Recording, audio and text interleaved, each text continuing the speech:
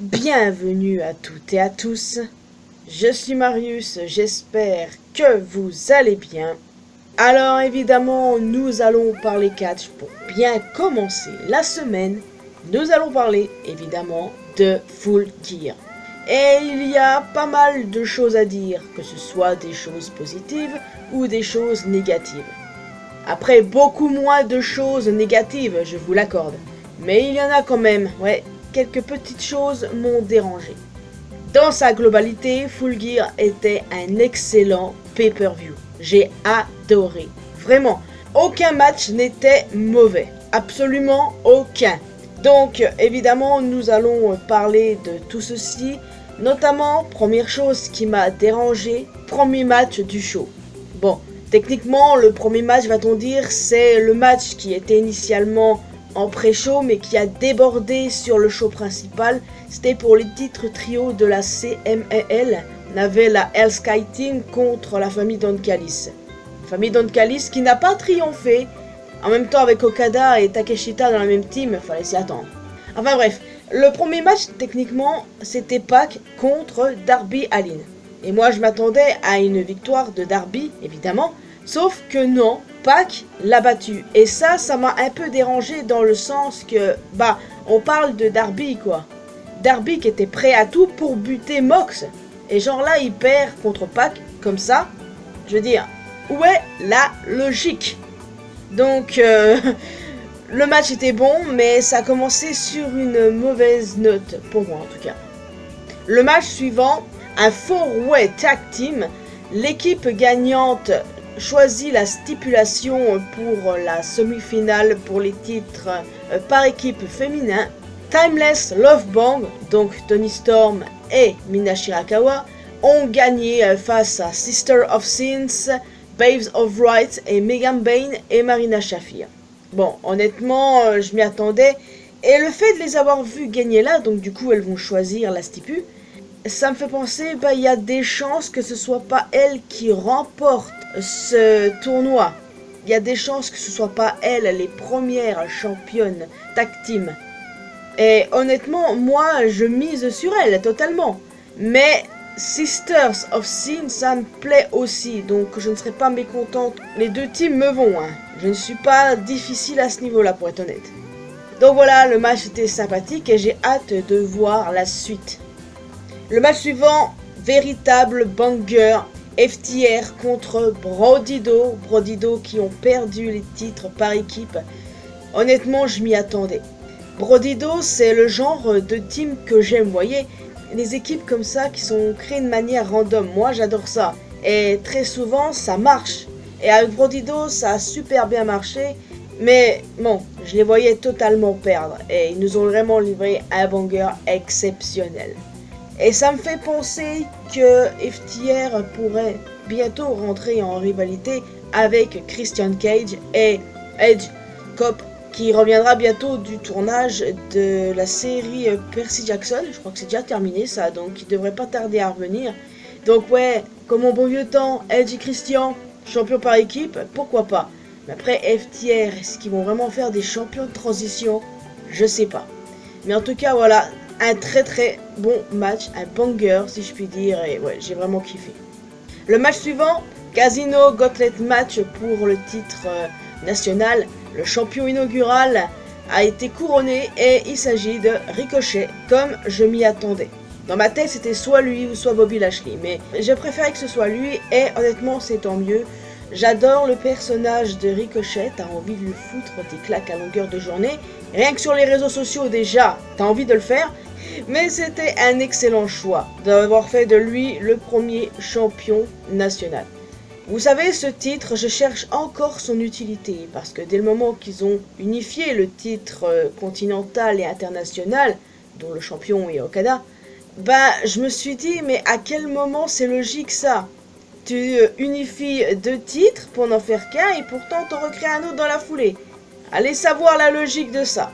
Alors, contente que Ricochet ait un titre, bien sûr, mais je cherche encore l'utilité de ce titre-là. Et j'ai beau chercher, je ne l'ai pas trouvé. Il y a bien trop de titres à l'AEW. C'est aussi le cas de la WWE, donc ne venez pas m'attaquer dans les commentaires, hein, je vous vois venir. Mais toujours est-il que je cherche encore l'utilité. En tout cas, c'était vraiment très sympa.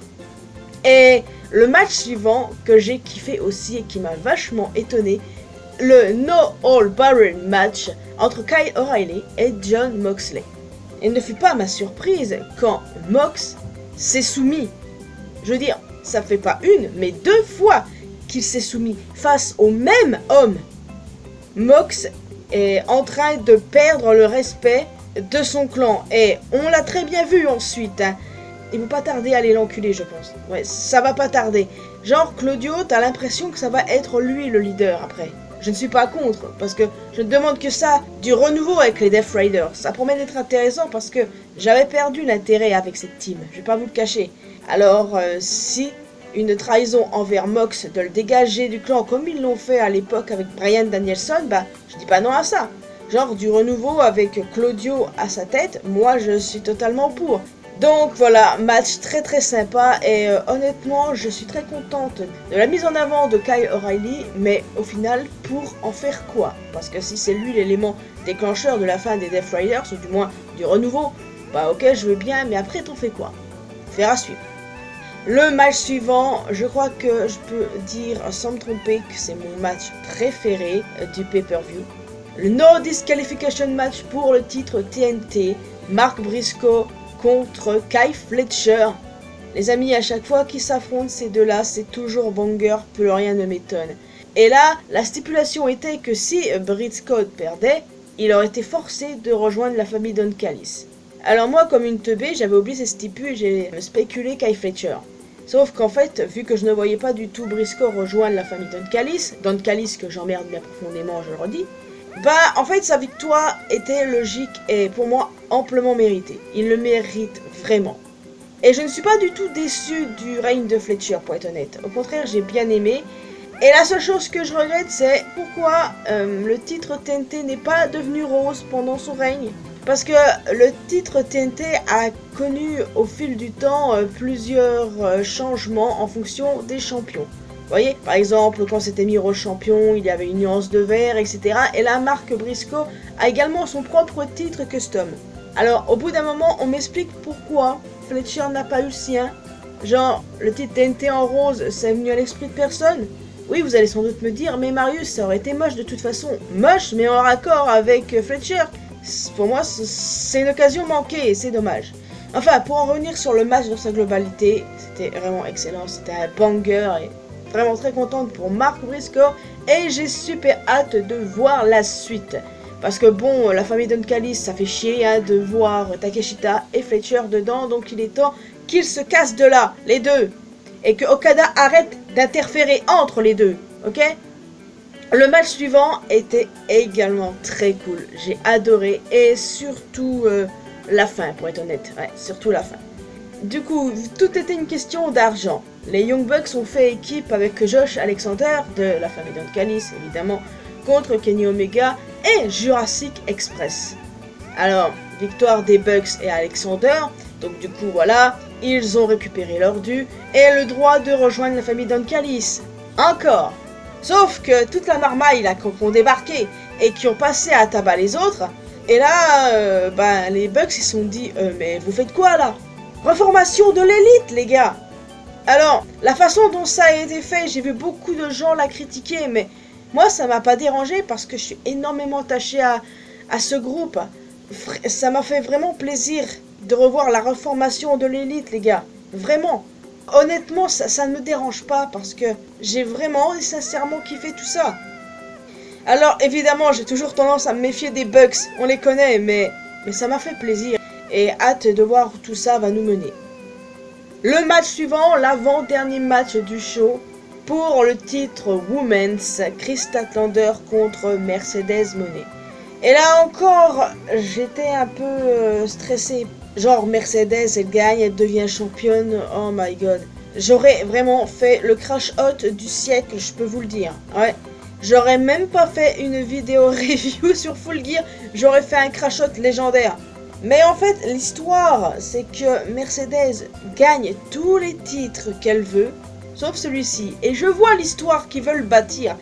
Personnellement, je ne veux pas que Mercedes touche à ce titre, pas avant d'avoir perdu la majorité de ses titres. Je vous dis tout de suite, hein. Merci Tony Khan de ne pas avoir donné ce titre à Mercedes et ne pas avoir cédé à son caprice. Là bien sûr, je plaisante, hein. C'est juste pour titiller les fans de Mercedes uniquement. Mais toujours est-il que le match était vraiment très cool. J'ai adoré ça, ce n'est pas la première fois que les deux femmes s'affrontent, et c'est un banger à chaque fois. Et hâte de voir qui battra Kris Statlander. Une pièce sur Willow Nightingale, personnellement. Après, je ne suis pas contre une Queen Aminata ou Tilka, éventuellement. Et enfin, parlons du main event pour le titre AEW. Hangman Adam Page contre Samoa Joe. Ça m'a un peu frustré pour pas mal de choses. Alors, déjà, Hangman a perdu. Joe est le nouveau champion AEW. Et sur ce point-là, je suis ravi parce que Joe a dit récemment qu'il allait bientôt prendre sa retraite. Alors, je suis très contente de le voir champion une dernière fois avant. Donc, là-dessus, ça ne me dérange pas. Disons que la partie qui me dérange, c'est le fait que le règne d'Hangman n'est pas marquant. À la limite, je préfère son premier règne. Hein. Alors oui, c'était un personnage totalement différent de celui-ci, mais même, je préfère son premier règne pour le coup, et celui-ci me laisse vraiment un goût amer. Et puis le heel turn de Hook là, t'en fais quoi de ça, je veux dire? À part s'il joue sur plusieurs tableaux, je ne vois pas trop l'utilité pour être honnête. Donc, je sais pas, je sais vraiment pas. Mais au moins le point fort, c'est la fin, où Swerve Strickland a effectué son grand retour pour prêter main forte à Hangman. Et ça fait plaisir parce que ces deux-là ensemble, je les surkiffe. Ma propagande, c'est de les voir champions par équipe. Mais là, le truc, s'ils veulent raconter une histoire concrète, il faut attendre le retour de Will Ospreay pour qu'ils puissent éventuellement rafler les titres trio. Oh putain, j'avoue, ça fait rêver ça. Alors je sais pas quand Will sera de retour, mais oh boy, les voir champions trio, je signe direct. Mais bon, toujours est-il que oui, il y a certaines choses qui me dérangent, certains choix sont discutables, mais globalement, j'ai plutôt bien apprécié ce pay-per-view, j'ai vraiment aimé. Et ouais, voilà, écoute, tout ne peut pas être parfait, hein. Qu'est-ce que vous voulez que je vous dise? Donc, voilà, je pense avoir dit l'essentiel. Je suis juste curieuse de voir la suite maintenant, tellement hâte. Et un petit mot rapide sur le dernier show de la AAA. Les Lucha Brothers ont effectué leur grand retour et affronteront Dominic Mysterio et El Grande Americano le 20 décembre. Lors de leur grand show titanesque, Gala des Titans. Ce ne sera pas le seul match d'ailleurs. On va avoir Ethan Page contre El Idiot de Dr. Vanner Jr. pour le titre Latin American, Devon Evans contre Laredo Kid pour le titre Cruiserweight, et les Wyatt Six contre le Psycho Circus. 0 titre en jeu par contre. Et ça, j'ai tellement hâte. Donc voilà les amis, je vais vous laisser ici. J'espère que vous avez apprécié cette vidéo.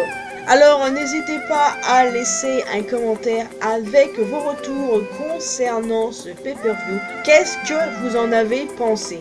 Quel a été votre match préféré? Celui que vous avez moins préféré? Quel est le choix avec lequel vous n'êtes pas d'accord? Qu'est-ce que vous auriez préféré voir? Par exemple, est-ce que vous auriez préféré voir Bobby Lashley ou un Mike Bailey gagner le titre national? Voir Mercedes gagner éventuellement, parce que je sais que les fans de Mercedes n'attendaient que ça. Enfin voilà, n'hésitez pas à m'en faire part dans les commentaires et j'ai hâte de discuter de tout ça avec vous. Donc en plus d'un commentaire, n'hésitez pas à laisser un petit pouce bleu, ça fait toujours plaisir. Vous pouvez me retrouver sur mes réseaux sociaux, les liens sont bien évidemment dans la description. Et le plus important, abonnez-vous à cette chaîne ainsi qu'à ma chaîne principale pour qu'on puisse se retrouver dans une prochaine vidéo. Et n'oubliez pas d'activer la cloche notification bien sûr. Bye bye.